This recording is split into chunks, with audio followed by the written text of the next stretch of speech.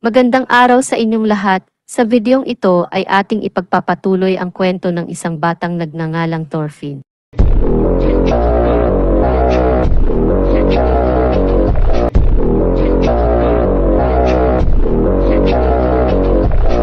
Noong ika-13 ng Nobyembre, 1002, ang mga Viking ng isang nayon sa Hilagang Inglaterra, sa Earldom ng Northumbria, ay naliligo na karaniwang ginagawa tuwing Sabado. Sinasabi ng tagapagsalaysay na ang mga Ingles ay lubos na alam ang ganitong kasanayan, kaya't ang mga sundalo ay nagmarcha papunta sa nayon sa tabi ng ilog. Hinul-ambush ng mga sundalong Ingles ang mga hubad na Viking, na walang kakayahan at mabilis na napagtamo. Sinasabi ng komandante ng mga Ingles na patayin ang lahat, kabilang ang mga babae at mga bata, at sunugin ang nayon ayon sa utos ng hari. Sa Iceland, nagsasanay ang mga bata sa nayon sa paggamit ng mga espada, kalasag at sibat. Habang iniisip ng mga bata na pumunta sa labanan, nagpapanggap sina Thorfinn at Faxi na mga patay na bangkay sa labanang paligid. Inirereklamo ni Thorfinn ang ibang mga bata na inililipat ang labanan palayo sa kanila at palaging siyang unang napapatay tuwing naglalaro sila. Sinasabi ni Faxi sa kanya na ang mga patay na katawan ay hindi nagsasalita, tinututulan ni Thorfinn na palaging siya ang namamatay na una. Sinasabi ni Faxi na sa Valhalla ay maaaring kumain ng karne araw-araw, ngunit sinasabi ni Thorfinn na tanging ang mga makapangyarihang mandirigma lamang ang pinapayagan sa Valhalla, na nagpapaisip sa kanya kung maaaring sumama ang kanyang ina at kapatid. Lumalapit si Leif Erikson kay Thorfinn at sinasabing kung mamatay siya sa niebe, magkakasakit siya, habang siyang natatawa. Ang tatlo ay pumunta sa barko ni Leif, kung saan namangha si Thorfinn na malaman na bukas ay aalis na si Leif. Sinasabi ni Thorfinn na siya'y swerte at nagtatanong kung saan siya pupunta ngayon. Sinasabi ni Leif na pupunta siya sa Norway, hindi para sa kaligayahan, kundi para magpalitan ng kalakal. Sinasabi ni Leif na maaring magpalitan ng mga kutsyon at balahibo para sa alak. Gusto ni Thorfinn sumama, ngunit natural lamang na tinanggihan ni Leif na labis na ikinabigo si Thorfinn. Habang kinukrus nito ang kanyang sarili, sinasabi ni Leif na kailangan niyang makakuha ng alak bago matapos ang taon, dahil sa Greenland, ipagdiriwang ang kapanganakan ni Jesus Christ. Sinasabi ni Thorfinn na mas gusto ng kanyang ama ang mead kaysa alak, at sinasabi kay Leif na tanungin siya para sa ilang, ngunit sinasabi ni Leif na dapat itong alak. Sinasabi ni Leif na inakala niyang may alak sa nayong ito sa Iceland, ngunit kailangan niyang tumawid ng North Sea para dito.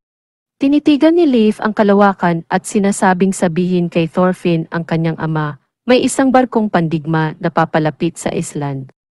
Samantala, sa isang yang pandugong talyer, si Thor Snorreson ay natututo kung paano ayusin ang butas sa isang palayok, ngunit nabigo, na ikinatuwa ng kanyang guro. Bigla, lumitaw si Thorfinn at sinasabihan ang kanyang ama na may isa pang barkong pandigma na paparating sa kanilang nayon. Sa mga docks, isang grupo ng mga mandirigma na nakaputi ay humihiling na makausap ang Thors the Troll, ngunit nag-aalinlangan ang mga mamamayan na ito'y kanilang Thors at kinilala nilang sila'y mas makapangyarihang mandirigma kaysa sa crew ng kay Halfdan. Pumunta sina Thors at Thorfinn sa mga docks, kung saan inilahad ng una ang kanyang sarili sa mga Jomsvikings. Lahat ng Jomsvikings ay yumukod kay Thors bilang respeto, na ikinagulat ng mga mamamayan. Tinatawag ni Thors ang kanilang leader sa pangalang ito at sinasabi kay Floki na hindi niya inaasahan na darating ito sa lugar na ito para hanapin siya. Sinasabi ni Floki na hindi nila nagkita mula noong kampanya sa Norway at hindi niya inaasahan na magtatago siya sa dulo ng mundo sa Iceland. Sinasabi ni Thors na ipakilala na ang layunin nito. Ngunit una, hinihiling ni Floki ang pahintulot na mag-December. Sa bahay ni Thors, sina Ari, Thorfinn, Yelva at iba pang mga bata ay tahimik na nanonood habang sinalubong ni Thors at Helga si Floki at nagtataka kung sino siya sa totoong buhay, habang napapansin ni Thorfinn na tila may hinanakit ang kanyang ama. Binanggit ni Floki ang ambush ng mga Ingles sa mga Viking nagpapaligo na naganap kanina, at sinasabi na maraming mga Danes ang napatay ng mga Ingles sa Danelaw. Sinasabi rin niya na ang Prinsesang Gunhilde, kapatid ni Haring Sweyn ng Denmark, ay napaslang rin. Ngayon ay magagamit ng hari ang kamatayan ng kanyang kapatid bilang dahilan upang pasimulan ang isang digmaan laban sa Inglaterra, at sinasabi ni Floki na ang mga mandirigma tulad niya at ni Thors ay magiging bahagi nito. Sinasabi ni Floki na sasali ang mga Jomsvikings sa hukbo ng Denmark. Ang pagsalakay sa Inglaterra ay magsisimula sa Tagsibol.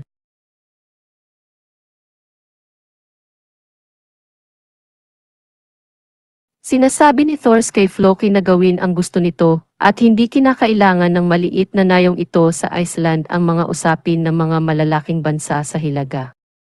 Sinasabi ni Floki na hindi sapat iyon dahil iniutos ni Chief Sigvaldi na bumalik ang buong flota ng Jomsviking pabalik sa Jomsborg, walang pagsalang, kahit para kay Thors na isang taksil. Ipinapahayag nito ang sikretong nadidismaya ang mga bata na nagmamasid ng palihim. Sinasabi ni Floki na kinakailangan si Thors na makilahok sa nalalapit na labanan bilang kapitan ng Jomsviking. Tahimik na umiinom ng basong mead si Thors, habang sinasabi ni Floki na ang chief ay maawain na nagbibigay sa kanya ng alok na ito at pagkatapos ng 17 taon, maaari nang bumalik si Thors sa labanan na may dangal. Sinasabi ni Floki na talagang pinahalagahan ni Chief Sigvaldi ang kasanayan ni Thors at nais siyang makabalik. Sinasabi ni Thors kay Floki na hindi kinailangan itong dalhin ang isang barkong pandigma para lamang sabihing iyon sa kanya at natatakot ang mga mamamayan. Nagtawanan si Floki at sinasabi na nabago na ba ng husto si Thors o baka ang nayong ito. Tinitigan niya ang mga batang nakikinig sa kanilang usapan na nagpapatakbo sa takot. Sinasabi ni Floki na tahimik ang nayon at malaya sa digma ang mga bata na nagkakamit ng isang tingin ng pag-aalangan mula kay Thors. Samantala, ang mga bata ay tuwang-tuwa na makakalaban na sila sa isang digmaan para sa unang pagkakataon sa kanilang buhay. Sinasabi ni Ari kay Thorfinn na sila ay dumating mula sa dagat upang buhayin si Thors at sinasabi na ang kanyang ama ay dapat nakahanga-hanga na ikinatutuwa ng mas batang bata. Nagtataka si Magni kung sasamahan siya ni Thors, ngunit tinatawag siyang mahina ng mga iba. Sinasabi ni Ari na kasama ang mga malalakas na mandirigma tulad niya at wala sa kanila ang nakapatay ng tao dati bago niya maaksidenteng banggain ang isang Jomsviking. Agad na humingi ng paumanhin si Ari, ngunit mariing tinitigan siya ng mandirigma. Sa bahay ni Thors, sinasabi ni Floki na hindi siya isang walang kapangyarihang mensahero at kung hindi tatanggapin ni Thors ang pakikipaglaban sa digmaan, ang kanyang misyon ay mabibigo at ang reputasyon ng chief ay masisira. Habang nagpapatrolya ang mga Jomsviking sa lugar, sinasabi ni Floki kay Thors na hindi siya uwi ng walang bitbit, na epektibong nagdudulot ng panganib sa nayon para sa tulong ni Thors. Naunawaan ni Thors kung gaano siya kahina sa sitwasyong ito at nagbibigay siya ng galit na tingin. Sa mga docks, sinasabi ni Leif sa mga bata na ang mga Jomsviking ay isang hukbo batay sa Jomsborg, isang bayan sa silangan sa Wendland, at hindi niya naisip na si Thors ay dating Jomsviking.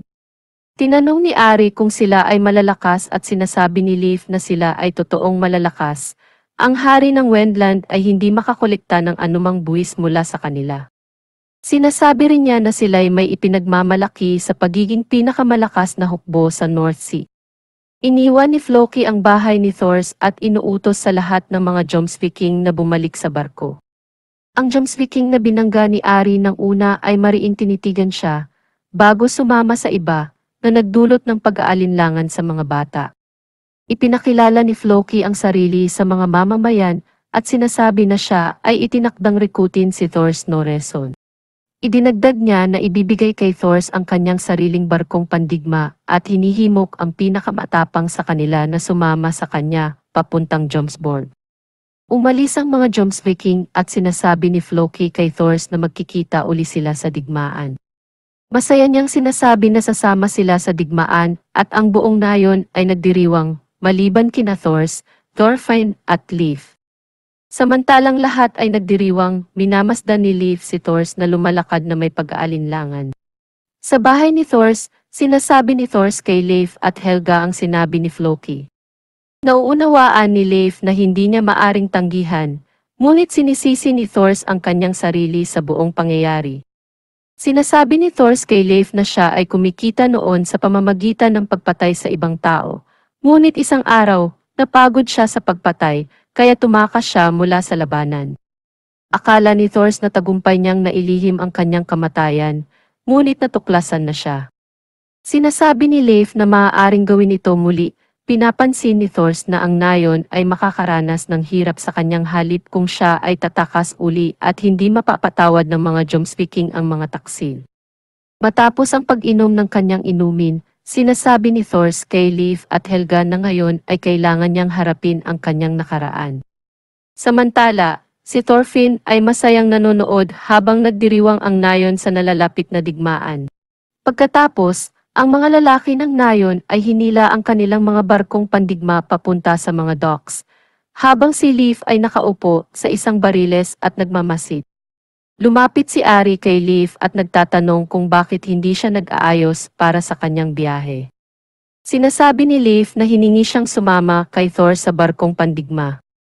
Sinasabi ni Ari na iyon ay mas ligtas at sila'y magbabantay sa kanya. Iniisip sa sarili ni Leif kung bakit tila paborito ng lahat ang makipaglaban. Samantala, si Thorfinn ay madaling nanalo laban sa ibang mga bata sa isang pagsasanay.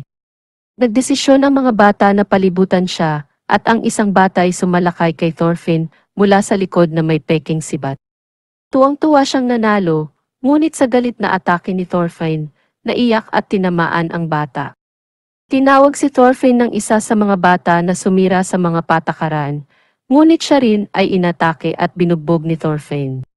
Galit ang ibang mga bata, ngunit galit na lumakad si Thorfinn at iniwang duguan. Sa mga docks, si Thors at ang iba pang mga lalaki ay nagtatagpi ng isang mast sa kanilang barko. Lumapit ang isang lalaki kay Thors at hinihiling sa kanya na tingnan ang sugat ng kanyang anak. Pumunta sila sa kanyang bahay, kung saan si Thors ay nag-diagnose ng sugat bilang isang bali sa braso. Galit na sinasabi ng iba pang mga batang na-injure na hindi na nila nais na maglaro kay Thorfinn at sinasabi na hindi nila ito gustong kasama. Nangangamba si Thors na gawin ito ng kanyang anak sa ibang mga bata at humingi ng paumanhin, pangakong sasabihan ito. Hindi ito masyadong seryoso sa tingin ng ama ng bata at sinasabi na ito'y isang laro lamang sa pagitan ng mga bata. Nahahanga rin siya na isang 6 na taong gulang na tulad ni Thorfinn ay makapag-injure ng mga batang halos 2 beses ang kanyang gulang at sinasabi na maaaring nagmana ito kay Thors.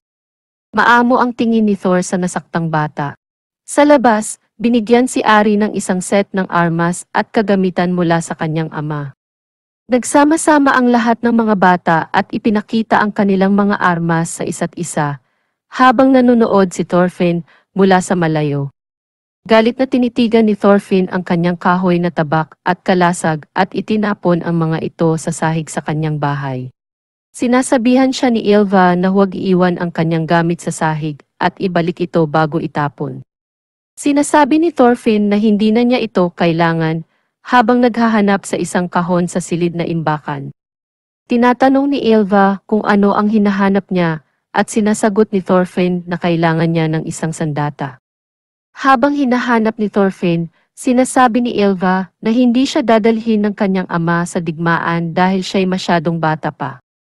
Matapos ang mahabang paghahanap, natagpuan ni Thorfinn ang isang lumang kaha at nakakita ng mga kasangkapan ng dating Jomsviking ng kanyang ama sa loob nito.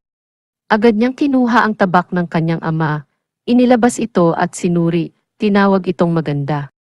Biglang lumitaw si Thors at kinuha ang tabak kay Thorfinn, hawak ang talim nito, na nagdulot ng sugat sa kanyang kamay.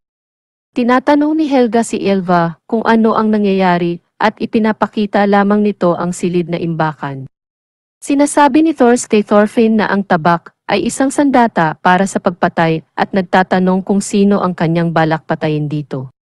Sinasabi ni Thorfinn ang kanyang mga kaaway, kaya tinanong ni Thors kung sino ang kanyang kaaway. Sinasabi ni Thorfinn si Halfdan. Habang hawak pa rin ni Thors ang talim ng tabak, hinawakan siya ni Thorfinn at sinasabing wala siyang mga kaaway at wala siyang dapat saktan. Sinasabi ni Thorfinn na walang kahulugan yon dahil bukas ay lalaban siya sa digmaan at papatayin ang mga kaaway. Sinasabihan ni Thor si Thorfinn na huwag siyang tratuhin na parang bata at na alam niya kung nagsisinungaling ito bago ito tumakbo palabas. Sinusubukan siyang pigilan ni Thors, ngunit tumakbo palayo si Thorfinn mula sa kanya at dumaan sa iba't ibang mga bata na naghahanda para sa labanan. Lumabas si Helga at inaasikaso ang sugatang kamay ni Thors. Hiniling ni Thors kay Helga na alagaan si Thorfinn para sa kanya. Sa mga docks, galit na tinitigan ni Thorfinn ang ulo ng dragon sa barko ng kanyang ama. Pagsapit ng madaling araw, tinitigan ni Thors ang natutulog na si Thorfinn bago makipagkita kay Leif sa mga docks. Sinasabi ni Leif na banayad na umihip ang hangin mula sa hilagang kanluran at mahinahon ang mga alon, kaya't magandang pakiramdam ni Odin ng umaga at ito ang perpektong araw para maglayag. Sumasang-ayon si Thors. Samantala, sa Streymoy ng Faroe Islands, isang grupo ng mga Viking ay naglalaro ng pagsusuntukan sa isang Kristiyanong monghe na nakatali. Sino man ang makakabasag ng ulo nito gamit ang kanyang kaliwang kamay ay makakakuha ng isang buong bariles ng alak. Isang lalaking may pangalang Atli ang lumalapit sa malapit na grupo ng mga Jomsvikings at tinatanong kung gusto nilang makisama sa kanilang inuman, ngunit nananatiling tahimik ang mga mandirigma. Sinasabi ni Bjorn kay Atli na pabayaan na lang sila at hindi naman nila gustong uminom ng kanilang mura-murang alak. Isang Viking ang nagtama ng hakbang sa binti ng monghe gamit ang kanyang palakol at lahat sila'y masasamang nagtatawanan sa pinsalang ginawa nila sa lalaki. Sinasabi ni Floki kay Askeladd na ang kanyang mga tauhan ay barbaro at malupit, ngunit sinasabi ni Askeladd na kinamumuhian nila ang mga Kristiyano. Sinasabi rin niya na kailangan na nilang magtrabaho dahil sila at ang kanyang mga tauhan ay pagod na sa pag-aantay sa kalagitnaan ng kawalan. Sinasabi ni Floki na ang kanilang kasunduan ay hindi nagbabago. Ibibigay kay Askeladd ang 100 ginto at ang barko at kargamento ng kanyang target. Ang kailangan lamang niyang gawin ay patayin si Thors. At dito na nga nagwakas ang episode na ito. Huwag kalimutang i-subscribe ang ating channel para sa iba pang kwento. Maraming salamat sa inyong panunood.